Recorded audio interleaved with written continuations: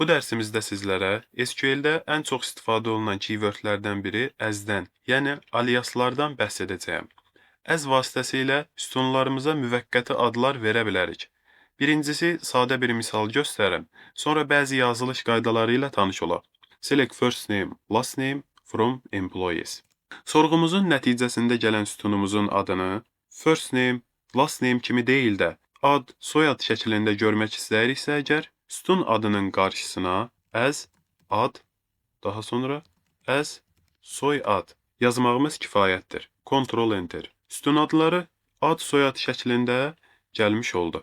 As elə alias sözünün qısaltmasıdır. Alias səhv etmirəmsə bizim dildə ləqəb deməkdir. Daha sonra yazılış qaydaları hansılardır? Aliaslar ümumilikdə iki cür yazıla bilər. Az öncəki nümunədə mən dırnaqsız alias istifadə etdim.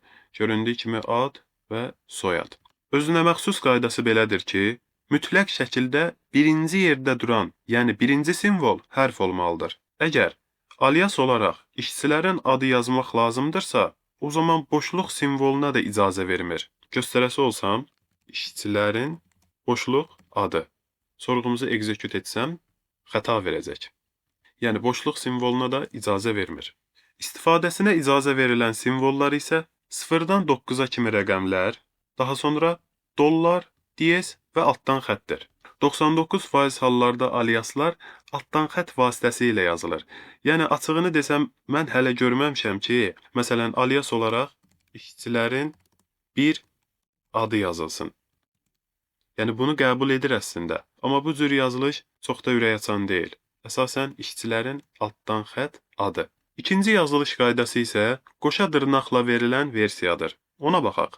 Qaydası belədir ki, qoşa dırnaq arasına istənilən bir şey yazmaq mümkündür. Buna aid bir nümunə. Select first name as, qoşa dırnaq arasında işçilərin sual işarəsi, boşluq simvolu, daha sonra adı yazmışam. From employees.